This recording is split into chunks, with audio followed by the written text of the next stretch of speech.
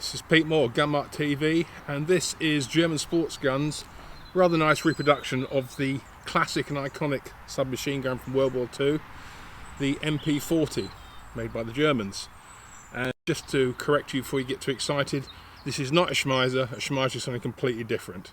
So let's look a bit closer, because the manufacturers have done a good job on this, certainly for making it UK legal. And the law says the smallest a large firearm can be now is 24 inches overall length, with 12 inches of that being the barrel. The barrel can't be any shorter, the overall length can't be any shorter, even if the barrel's longer. It's one of those weird things.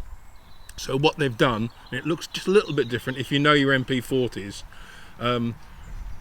they've extended the barrel. The barrel is a steel liner, like on the STG. As you can see, that's the barrel. They've extended it to make it 12 inches with this collar that goes over the end.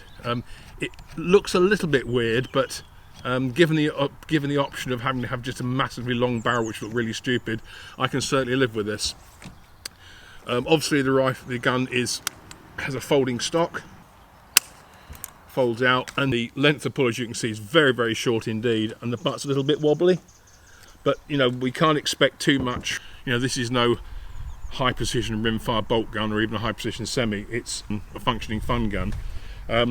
Whether or not you want to have it with the butt out or the butt in is up to you, but really with the butt in, it doesn't shoot that well in terms of just hitting things, but that might turn your crank, I don't know. First of all, feed is from a 22 round magazine, similar to the SDG. It's got a pull down button here for ease of loading. Filling the magazine's pretty easy, as I said before. Holds 22 rounds, and you've got a pull down follower here, which allows you to take the spring weight. So all you do basically, first round, drop it in the cutout and the feed lips there. You see it's presented. Next round, pull it down and make sure that the rim of the one going in sits in front of the rim that's one that's already in there.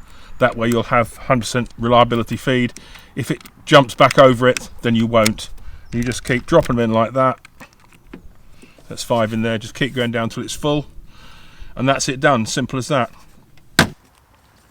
The mag button is there, so it's right under your thumb when you want to go for a change. Also, you have the old standby manual lock back hook, so you can hold the gun open manually, like so. Sight wise, this is how you adjust the rear sight. It has 2 leaves, one fixed U-notch, one folding with a new U-notch. Obviously the higher one will give you greater range. I'm assuming this is 100, 200 if it was a real gun. And it's adjustable for windage. So what you do, you take your Allen key, which is supplied, undo the grub screw. As you can see, the rear sight slides left and right. You just adjust it accordingly, and once you're happy, you wind it in. GSG unbelievably supply a scope mount for it. I've seen one at a show, and it's like a big weaver type rail that clamps on here, and you can put a scope on top. And I have to say, it looks really weird with the scope on, being what it is. Alright, sights in a bit more detail. One comes fitted to the rifle, and you get 4 more. That's a short, slightly taller, tallest.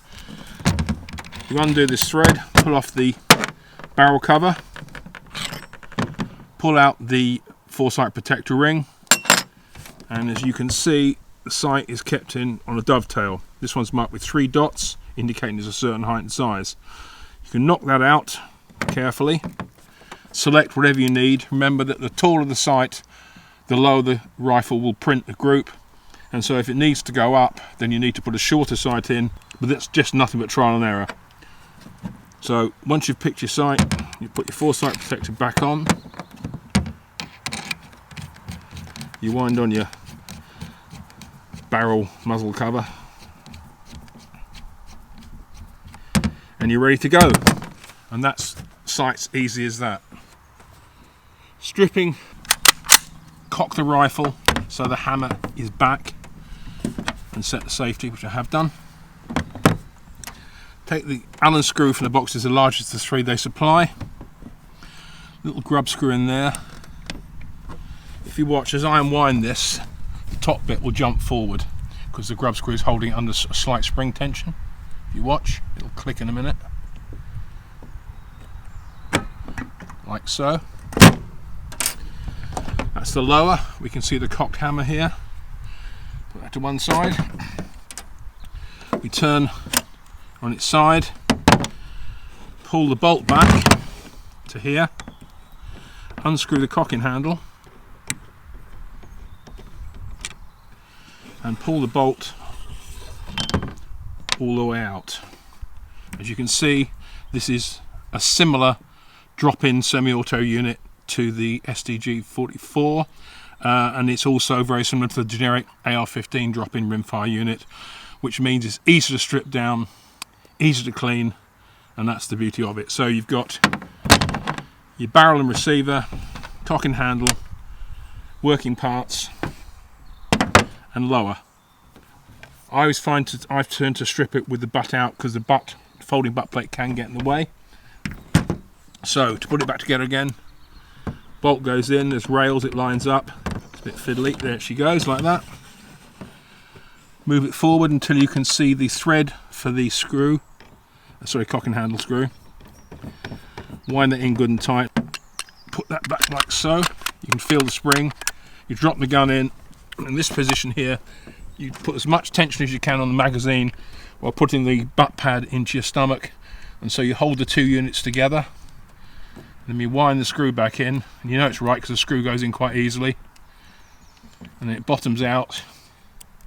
Give it a little tweak, and you're back in business. Okay, here we are on the safety catch. That's unsafe, nothing there. Flick it to fire, click, that's the safety catch. I've been running this with a number of rounds, and I found it is surprisingly reliable. The importer's Edgar has very kindly supplied Hornady's Varmint Express, a 40 grain round nose lead, sort of standard type load. I've got some Ardless high velocity hollow point, Remington subsonic, not the load for a gun like this, but it's nice to see what can actually function it. Magtech standard velocity, nice little round. Ardless semi-auto, again 40 grains, and Fiocchi ultrasonic, which again is a 40 grain load. I've done 2 or 3 mixed mag loads with this. Basically, I put like sort of 4 rounds, 4 rounds, 4 rounds, 4 rounds, 4 rounds up to the capacity, and fired them all through. And apart from the fact that some cases will kick out further than the other, indicating their higher power, the gun ate them all without a real problem. So also in the kit, say as well as your sight blades, you get a snap cap, you get a dummy round, you get the Allen keys for sorting out the sights, and you get a 90-degree bore brush so you can get inside and clean the chamber out, which is a good thing. Overall, it's a lot of fun. It's not as, compared to the STG, it's not as handy to shoot because you've got sort of the wobbly short butt, which you get used to, but it's a bit cramped like that. And it's sort of, though it's handier, I don't think it's as shootable. No, if it's be the sort of thing that a club shooter wants to shoot for, 2-2 rimfire competitions, probably not. But at the price of these things, they're not that expensive. I think they're just a shade under 4. Then if you want a fun gun, that's why I got my STG, because it's a lot of fun and I really enjoy having it and shooting it now and again. That's how I would see this.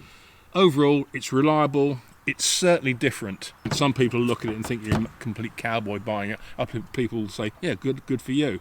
But it is a Section 1 semi-automatic rifle in 2-2 rimfire with a folding stock, and when the stock is folded, the gun is still 24 inches, in fact over 24 inches long. So it's just a firearm, so don't let anybody tell you it's anything different.